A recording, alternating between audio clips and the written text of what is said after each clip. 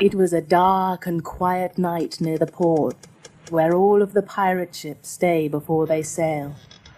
There were no lights on the street, and the only sounds were the laughing and singing behind the closed door of a bar called the Blue Dolphin. A man wearing a black pirate hat opened the door of the Blue Dolphin. He had a black patch over one eye and a scar on one side of his face. Everyone suddenly became quiet. A sailor at the bar asked the barman, "Who's that?" "That is Captain Pike, the greatest pirate in all the world. They say he's stolen from the Queen of England, the King of France, and the King of Spain." Captain Pike walked slowly around the tables, looking closely at each man with his cold, grey eye. He had a very serious and cold way of talking. "I'm looking for sailors, and I need the best there are around." A big man in a white and blue shirt with a blue scarf around his neck stood up in front of Captain Pike. "You won't find anyone stronger than I am, Captain. Tell me where to put my name, and I'm ready to sail." Captain Pike looked into the man's eyes. His eyes were blue like the sea. Captain Pike's eye became narrower as he talked to the man. "I'm sailing to the Bermuda Triangle to get Blackbeard's treasure." The man in front of him slowly sat down. Others began to whisper. The barman said to the sailor, "Nobody has ever found Blackbeard's treasure. They say it was lost somewhere in the Bermuda Triangle. All those who have tried to find it have never returned." Captain Pike continued to walk among the men. He knew it would be difficult to find men to go with him, so he talked about the treasure to excite them. "They say there are diamonds as big as your nose, rubies, gold, pearls. Blackbeard was a pirate like us. It's in our blood. I'm sure he would want other pirates to have it." Suddenly, a loud scream came from a dark corner near the stairs. A very old man with thin white hair and a shining gold tooth walked out from the darkness to talk to the men. A large white bird sat on his shoulder. "You don't know what you're saying. That treasure must always stay with Blackbeard's ghost on his ship. It is his punishment for hurting the natives of the islands. Go to Rum Island. The natives there will tell you the story." Captain Pike looked down at the man, angry because he was trying to start trouble. He wanted to kill the man with his knife, but instead he reached into his coat and took a bag full of gold coins out of his pocket. He put it on one of the tables next to a long white piece of paper he had. "I've got 100 gold coins here. I'll give one to every man that puts his name on this piece of paper and sails with me tomorrow at midnight." The men forgot what the old man said when they saw the gold coins.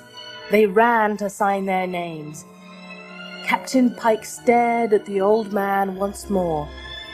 The old man looked at him too, and left the bar with his bird. Captain Pike yelled to the bartender, "Bartender, drinks for everyone. We sail tomorrow." The sun was shining brightly on the blue water of the Atlantic Ocean. A beautiful big ship with large white sails and the English flag was sailing towards the Bermuda Triangle. The ship's name was the Queen Anne, and it was going to the Bermuda Triangle to trade gold. The captain of the ship was in his cabin, writing in his logbook. Sunday, 10th of December, 1712. It is the 17th day of our voyage, and still no island in sight. The men are beginning to complain, and I am afraid they are going to create problems. A knock at the door stopped the captain from writing. Enter. Captain, a strange ship is sailing towards us. It has no flag, so we don't know where it comes from. They need you on the bridge. I'll be up in a moment. The crewman closed the door, and the captain wrote one more sentence in the logbook. Our luck may have just changed. The strange ship was half a mile from the Queen Anne. It looked old and abandoned. The captain brought his telescope up to his eye. Sail close to it, and we'll see if anyone is on board. One of the crewmen flashed a light 3 times quickly, waited 1 second, then flashed it 2 more times. There was no answer. Open the cannons and sail next to it. The strange ship moved slowly through the water. There seemed to be no one on board. The sails had holes in them, and there was broken wood all over its deck. The captain called over to it. I am Captain Scott, serving Her Majesty the Queen. If anyone is aboard, state your name and who you serve. There was no answer. Lower the boats! We're going aboard!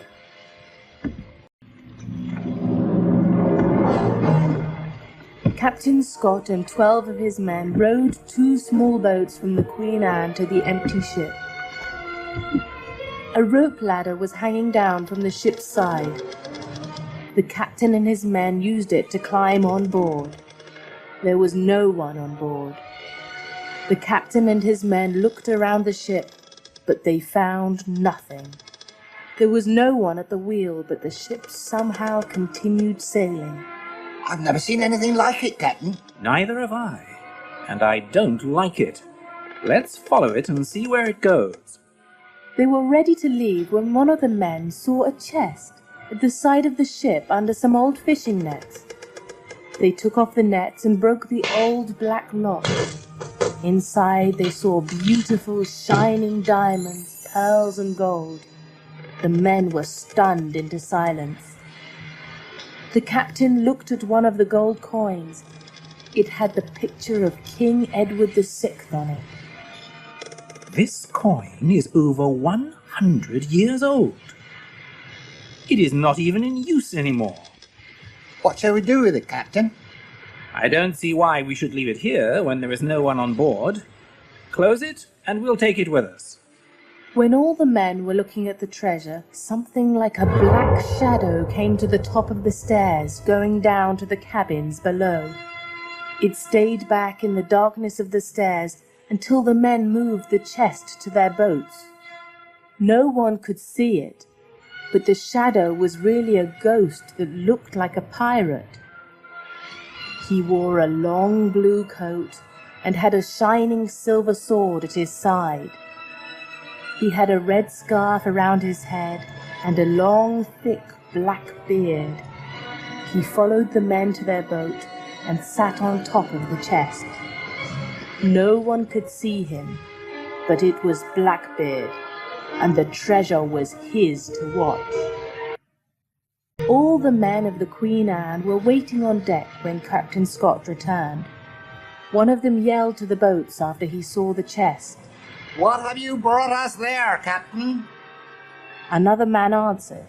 It's gold, and rubies, and diamonds. The captain didn't want the men to get too excited, because he didn't know if he should keep the treasure. That's enough. I want that treasure taken below with our own gold until I decide what we'll do with it. 2 men carried the chest below with Blackbeard still on top of it. A man named Stubbs spoke to the captain about the treasure. Will we give a little of it to each of the men for the long journey? I don't know. I've got a strange feeling about that treasure, but I'm not sure why. I think it's better to leave it alone for a while. But, Captain, we've been sailing for 17 days and we still haven't seen an island. The men need some encouragement. The men shall carry out their duties and be happy with that. They will get exactly what I promised them. The 2 men who carried Blackbeard and his treasure below put the chest down to wait for the captain. One of the men, Smith, sat on the chest to tie his shoe. The other was standing, smoking a pipe. Blackbeard stood and watched the men with a smile on his face. He knew they couldn't see him, so he knocked Smith's hat off his head. Smith thought the other man did it. What do you think you're doing? What are you talking about? You knocked my hat off. You're crazy. I was standing here smoking my pipe. The men were about to fight when Captain Scott walked down the stairs. What's going on down here?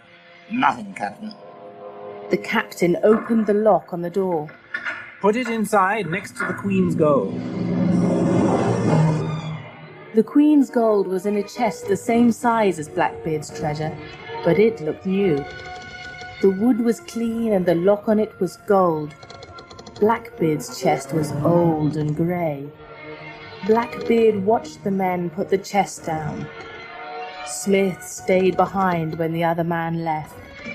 He opened Blackbeard's chest, took out some of the treasure, and put it in his trouser pocket. Smith, what are you doing in there? Come in, Captain. Blackbeard followed Smith out as the captain locked the door. The men on Captain Pike's ship were very different from the British sailors of the Queen Anne. They played cards all night, and if they lost, they fought with each other. They were only sailing to the Bermuda Triangle to find Blackbeard's treasure and steal anything else they could. Their ship looked like the Queen Anne, except for the flag flying above the sails. It was black, with a white skull and crossbones on it. This was the mark of the pirates. Some of the men were about to throw a man into the sea for cheating at cards when Captain Pike stopped them. What's going on here? Are you trying to kill each other before we find the gold? This one was trying to cheat us at cards. We can't have that, can we? That we can't, my friend. But we're waiting for a treasure much bigger than the one you play cards for. Put him in the stocks for a day, and let him think about things then. The stocks were 2 pieces of wood with 3 round holes in them. The men placed the prisoner's head and hands in the holes. Then they lowered the top and they locked him inside. He had to stand up the whole time. Captain Pike was standing next to his first mate, Santiago, at the wheel of the ship. Santiago asked him about the danger of finding Blackbeard's treasure. They say no one can take Blackbeard's treasure. Why do you think you can? I think that Blackbeard and I are the same kind of pirate. He wanted everything, and he knew how to get it.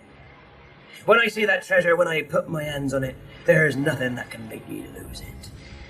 There was a pirate in a small seat above the sails, looking at the ocean through a telescope. This was called the Crow's Nest, and he was the first to see Blackbeard's ship sailing ahead of them. He whistled to the men below. Ship! Straight ahead! Captain Pike put a telescope up to his eye. He saw Blackbeard's empty ship, then yelled to the man who was steering. Go straight for it! This is what we're looking for! Captain Pike and some of his men went aboard the empty ship, but they couldn't find any treasure. Santiago thought they made a mistake. Maybe this isn't Blackbeard's ship. It could be a ship lost at sea. There's only one way to find out. Captain Pike went below to Blackbeard's cabin, and Santiago followed him. It was dark, and the captain had to light a candle. He walked with the candle to one of the cabin walls where there was a round old picture of a woman. She was a beautiful dark woman with large dark round eyes. Her black hair was tied at the back of her head, and she had a gold necklace with a round green stone around her neck. Who is it, Captain? It's a woman who was once the queen of one of these islands. They say Blackbeard was in love with her. They say she was the reason for his death. He came here to marry her and give her all the jewels he had. No one ever saw him again. And no one's ever found the treasure. This must be his ship. They went upstairs, and Captain Pike told his men to begin taking up the boards on deck to see if the treasure was hidden and where. While the men were doing this, Pike saw a clear rectangular spot left by the chest after Captain Scott took it. The whole deck was grey and dirty, except for this one spot where the chest was for so many years. Stop! The men stopped searching and looked at Captain Pike. He raised his hand in the air and looked at the clean spot on the deck. Someone has been here before us! The Queen Anne sailed for a few more days, but it couldn't find the Bermuda Triangle. The men were getting angry. Captain Scott heard more and more talk about the treasure, so he decided to call the men and speak to them. I know that a lot of you want to see these islands. I want you to know that you will be handsomely paid for this long voyage. Wait a little longer, and you will be rewarded. Blackbeard's ghost was walking behind the men as the captain talked. Smith, the man who stole some of Blackbeard's treasure, was standing in the front where Captain Scott could see him. He still had the jewels in his pocket, and Blackbeard knew this. Because no one could see him, he put his hand in Smith's pocket and threw the jewels on the deck in front of Smith. The others thought Smith dropped something, but when they saw the beautiful diamonds and the gold necklace, they looked at Smith to see what he would say. Captain, I don't know how they got there. It was him that put them there. He pointed at a man. He was the man who had helped him carry the chest aboard. You're a liar! They began to fight, and the other men joined in. Some of them wanted to stop the fight, but others tried to take the jewels from the deck. The captain quickly took the jewels before anyone else could. The men didn't stop fighting with each other until they heard the man in the crow's nest shout, "Ship!" They looked and saw the black flag above the sails of a ship coming towards them, but they didn't know it was Captain Pike. Captain Scott looked through his telescope, then called to the men. Enemy ship approaching! Open the cannons! Prepare to fight! The men were running to different parts of the ship when Captain Pike's ship fired a cannon. A loud boom was heard, but the cannonball missed and landed in the water, making a big splash next to the Queen Anne. Another cannon was fired.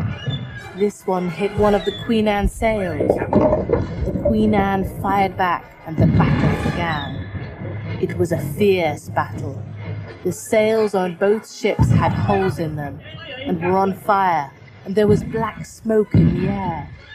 When the ships were close enough, the pirates used ropes to jump onto the Queen Anne.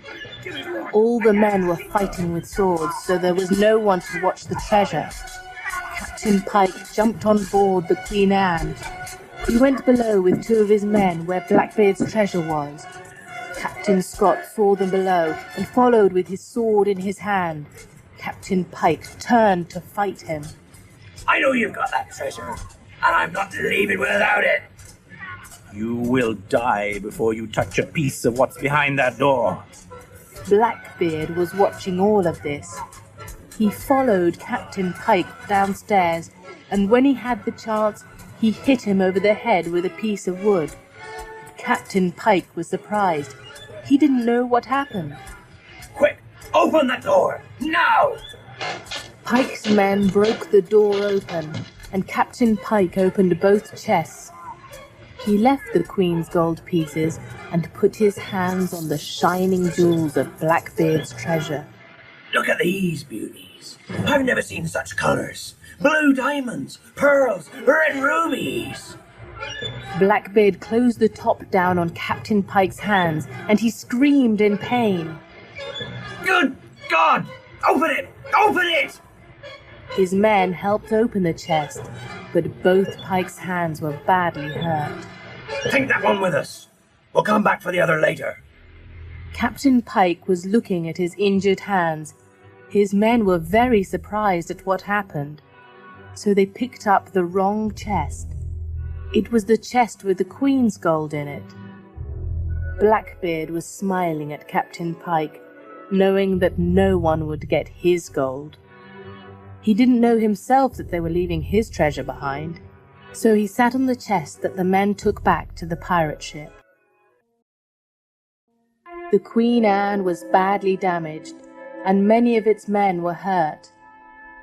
The captain was in his bed with a white bandage on his head. His first mate, Mr. Stewart, came to see him. Captain, the men have found the door to the treasure broken open. It seems Pike and his men took the Queen's gold, but left behind the treasure we found on that ship. How is the ship? And the men? Many men are hurt, sir. Our sails are badly damaged. We are now sailing to an island we've seen about 2 miles away. Mr. Stewart, have someone watch that treasure. It's all we have left. The Queen Anne moved very slowly with all of its sails pulled down. The men were sitting or standing quietly along the deck as the ship anchored, a half-mile from the beach. They were tired and hurt from the fight with the pirates. The sun was shining and the island looked beautiful, but the men were not interested. The captain came up on deck and began ordering the men. Lower the boats! I'm going to the island to see if we can get something to fix these sails. I want to take that treasure with us. We don't know what we'll have to give them. The island had a long beach of white sand with tall green coconut trees on it. They pulled their boats up onto the sand. As they were deciding which way to go, they saw a native boy jump from a tree and run away. The captain spoke first. Let's follow him. He may lead us to his people. The boy led the men through the green hills of the island. He stayed far ahead of them, but stopped whenever he wanted them to see him and follow. There were tall green plants on the hills, and the air smelled of vanilla. What's that smell? It smells like rum. It is, and these are the sugar plants they use to make it. They break the plants apart and mix the rum in large barrels. It smells as if they're making sweets. It'll be nice if we get to taste it. The men laughed as they walked on. When they came to the top of a hill looking down onto a village, they saw natives working near small houses made from trees and leaves. The small boy they were following ran into the village before them, and everyone began looking up at Captain Scott and his men. They stopped what they were doing and waited for the sailors. A tall, dark, and very beautiful woman in a white headdress was standing in front of the natives, waiting for Captain Scott. She had large dark eyes, and she wore a gold necklace with a green stone, just like the one in the picture on Blackbeard's ship. Her name was Queen Aliana, and she was the Queen of Rum Island. The sailors put Blackbeard's treasure down behind Captain Scott when he went to meet the Queen. I am Captain Scott of the Queen Anne from England. We've come here to trade our gold for anything you may have to offer. But we also have a problem. Our ship is badly damaged. We need to fix our sails. Welcome, Captain. I am Queen Aliana, and this is Rum Island. Come and sit with us and show us what you have brought. The sailors sat in a circle around the treasure chest. Captain Scott sat next to Queen Aliana, and all the men were offered a cup of the island's rum. When Captain Scott opened the chest and showed the Queen the shining treasure of jewels and gold, her eyes widened and she stood up. Where did you get that? It's not really ours. It's something we found on an empty ship at sea. Our gold... Take it away. We do not want it here. It is cursed. The man who owns it must have it back. You must take it back to where you found it. The Queen waved her hand. All of the natives left and went inside their houses, leaving Captain Scott and his men alone. Captain Scott did not understand what Queen Aliana was saying. He asked Mr. Stewart, What do you think the Queen meant by saying the treasure was cursed? Sir, these islanders have a lot of strange beliefs. I think we should listen to what they say and leave the island. But we can't leave without new sails. Surely they can help us there. What do you suggest we do? I'm going to have a talk with her. You go and look after the men. The captain knocked on Queen Aliana's door, then opened it. The Queen was sitting in a large chair with her eyes closed. She opened them when the captain spoke. Excuse me, Queen Aliana, but I would like to talk to you. She did not say anything. I don't know why that treasure made you so angry, but our ship...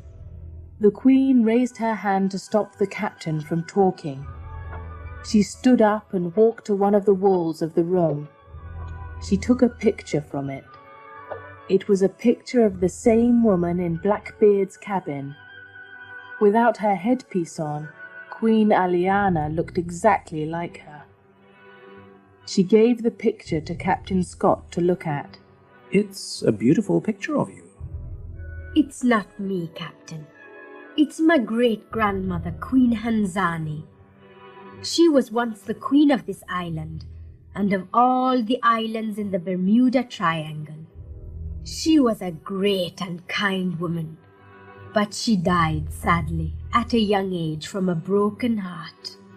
Was her husband killed by one of your enemies? We had no enemies at that time, except for the pirates who came to steal from us.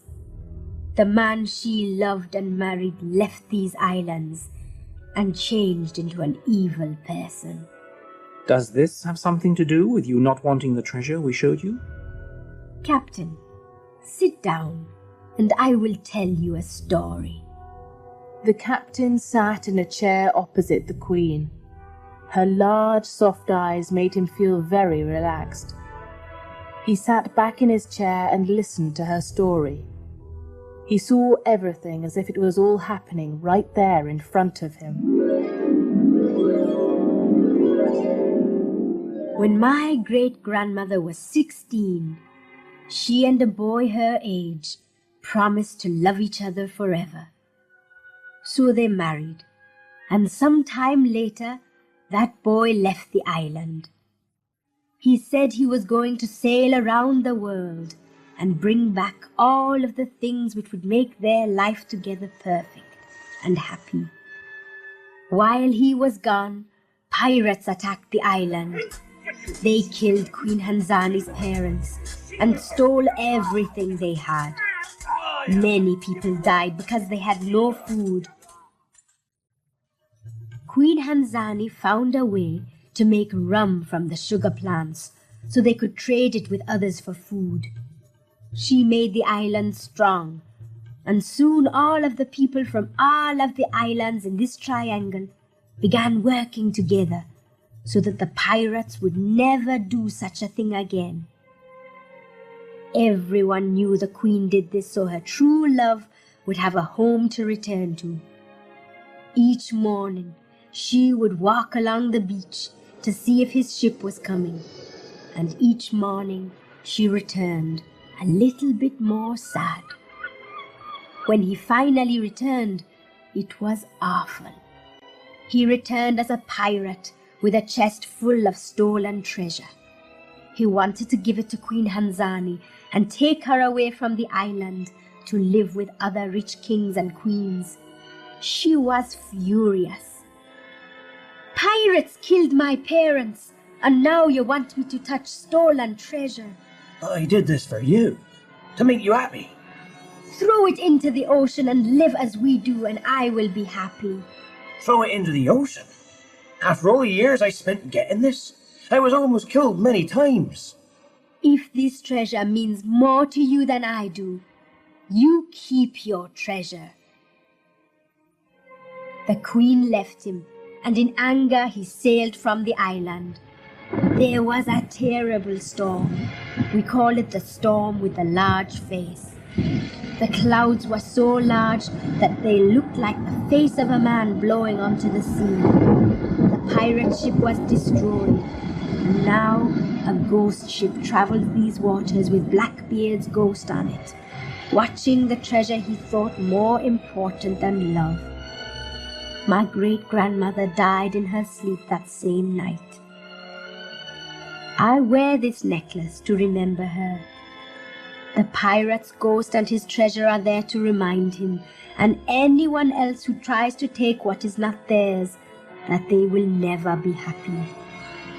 You have that treasure, Captain, and you must take it from this island and put it back on that empty ship. Otherwise, you will never leave the Bermuda Triangle alive. When Captain Pike's men put the chest with Blackbeard's ghost on it down on the pirate ship's deck, Blackbeard stood up and saw that it was not his treasure. He opened the top, picked up the gold coins in both his hands, and threw them to the ground. The pirates could not see Blackbeard. They only saw the chest open itself, and the gold coins flying in the air and falling to the ground by themselves. The gold, Captain. It was flying in the air. Who opened that chest? The treasure. Where is the treasure? Blackbeard ran to the ship's side to see if the Queen Anne was still nearby. It was gone. He let out a loud scream, but no one heard him. His voice disappeared into the grey clouds that were beginning to cover the sky. It began to rain heavily that night. Santiago and Captain Pike were sitting in the warm yellow light of the captain's cabin below deck. How long will it take to fix this ship? 1 or 2 days, I don't know. We'll lose that English ship, and I want that treasure. But Captain, we've got the gold. Why do you want more? You don't understand. That treasure is more valuable than 10 chests of gold. It has some magic in it. There is a story behind it, and I think the man who has it is going to feel he has everything. Blackbeard was alone at the front of the ship, looking out at the dark sea. Everything around him was wet. The men had gone below deck for the night. Slowly the rain stopped and the clouds moved away. A full, shining silver moon appeared, lighting the sea in front of him. Blackbeard looked into its round face for a long time. It looked like a round ball, turning and turning. Then he thought it was more like a circle cut from a piece of paper. Suddenly, a face appeared in it. It was the face of Queen Hanzani. She closed, then opened her big brown eyes slowly. She was smiling at Blackbeard. She looked to her left, and Blackbeard did the same. He saw a light in the distance. The light was Rum Island, but no one knew it. The Queen's face disappeared, and Blackbeard ran to the bell near the ship's wheel. The man at the wheel was almost asleep when Blackbeard rang the bell and frightened him. Captain Pike, Santiago, and the other men ran upstairs. What is it? What do you see? The man at the wheel was still trying to wake up. I think it's a light. Captain Pike looked through his telescope. He saw the beach of the island in the moonlight. Then he saw a light coming from the Queen Anne. Santiago, tell the men to drop the anchor. We've found the treasure, and this time we're not going to lose it. The clouds came again to cover the light of the moon. The sea was dark. None of the British sailors heard the pirates rowing their boats towards the Queen Anne. Captain Pike and his men climbed the ship's side and surprised the sailors on deck. They attacked the sailors with knives, and Captain Pike went below deck. He kicked open the door to the treasure, but he saw that it was gone. Gone? Where is it? He ran back upstairs and threatened one of the sailors with a knife. Where's that treasure you had down there? Talk or I'll kill you right here. The captain took it to the island to trade with the natives. We needed something to fix our sails. The pirates left the Queen Anne and rowed towards Rum Island. Captain Scott and his men were preparing to leave the island. They had what they needed to fix the sails, and they were saying goodbye to Queen Aliana and her people. Torches were lit all around the village, and everyone was having one last cup of rum. Queen Eliana, I hope you and your people will live long lives. Everyone raised their cups, but before they could drink, one of the natives came running through the village. Pirate ship! Pirate ship! The natives all dropped their cups and began running to their huts. The Queen looked at Captain Scott. You see, the treasure is cursed. Wherever it goes, bad luck follows. We have enough men here to fight these pirates. We won't let them destroy your island. We have a lot of experience fighting such men, but you can help by letting us use that treasure. Don't worry, you'll get it all back in the end. The natives kept their rum in wooden barrels near a small lake next to the village. They took all the tops off the barrels to let the smell lead the pirates to where they were. When the pirates arrived, they saw Blackbeard's treasure chest in the middle of a large circle of sugar plant leaves. Queen Aliana was standing outside the circle, holding a torch. Captain Pike saw the chest first. There it is! Take it! I wouldn't if I were you. You can't come here and take whatever you want. Who are you? I'll do what I want. Captain Pike and some of his men walked over the sugar leaves towards the treasure. The leaves had rum on them, and Queen Aliana set them on fire with her torch. The pirates and the treasure were in the middle of a circle of fire, unable to move. You see, Captain, your eye for treasure has kept you from seeing what you should see. It's always the same with such men. Captain Scott, his men, and the natives came out from behind the trees and houses to fight the pirates. They put out the fire, and Captain Pike, with his 6 pirates standing next to the treasure, took out his sword. I'll fight to the death for this treasure. No one will have it if I can't. He and Captain Scott fought while the others watched. You won't kill me, Captain. Their swords were locked together, and they were looking at each other fiercely. Captain Pike reached for a knife in his belt. Watch out, Captain! He's got a knife! Captain Scott saw Pike's eye grow wider, then he fell back. A knife with blood on it was in the air. No one could see that Blackbeard's ghost held it. Blackbeard dropped the knife to the ground. Look! The knife! It moved by itself!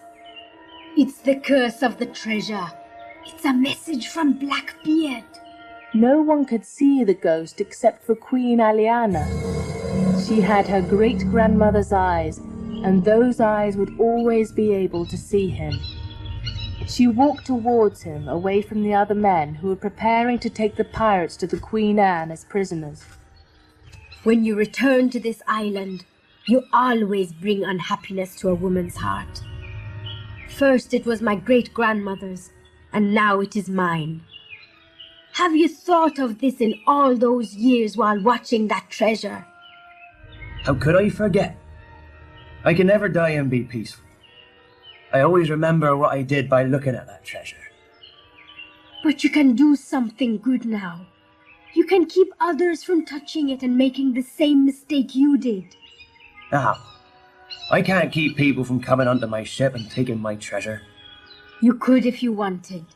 If there was never any treasure, you would have lived happily with Queen Hanzani. Now you still have the treasure, and you're still unhappy. But that is what I was told to do. Watch the treasure to pay for my mistake. Have you ever thought of what it is that will end this punishment and let you die in peace? Blackbeard had no answer. He was quiet. Captain Scott came to say goodbye to Queen Aliana. Your Highness, we are ready to leave your island. I'm sorry for the trouble we brought with us, but I want to thank you for giving us what we need to sail again. Remember, Captain, you must find the ship you got the treasure from and put it back. It's the only way to keep peace on these islands. We will try. I think you will succeed. And remember the story I told you about that treasure. Taking what is not yours can never bring you or the ones you love any happiness. Captain Scott and the others rowed back to the Queen Anne, and soon it was sailing again through the Bermuda Triangle. Blackbeard was standing at the ship's side. He was looking across the wide blue sea, thinking of everything Queen Aliana said to him before he left Rum Island. He was always saying the same thing to himself. If there was never any treasure, I would be happy. Suddenly, Blackbeard's old empty ship appeared, sailing along the shining blue sea. The man in the crow's nest shouted to the captain, and he put his telescope to his eye. Stubbs, sail straight for that ship. We are going back on board. Blackbeard was walking nervously back and forth as the men put the treasure chest into a small rowboat. He sat on top of it when they were ready to leave and rowed towards the empty ship. Captain Scott told the men to leave the chest where they found it. Before the sailors left, Captain Scott looked around the old pirate ship. And this is what you get for wanting all the riches of the world. Blackbeard was standing next to him, listening. It was the last thing that was said on that ship. The Queen Anne began to sail away when one of the sailors shouted, Look! Everyone turned to see Blackbeard's chest rising in the air over the sea. They thought it was moving by itself, but it was Blackbeard moving it. He threw the chest into the sea, ending the curse he had to live with. The sailors of the Queen Anne saw the shining gold on top of the water for one last moment. Then it sank into the sea below. When the chest had disappeared into the water, Blackbeard's ship began to break apart and sank into the sea. The sailors' eyes all grew wide as they saw the ghost of a pirate in a long blue coat, with a black beard and a red scarf around his head, fly up into the clouds of the sky. Captain, what in the world was that? It was the ghost of Blackbeard. It seems that he has finally found his peace.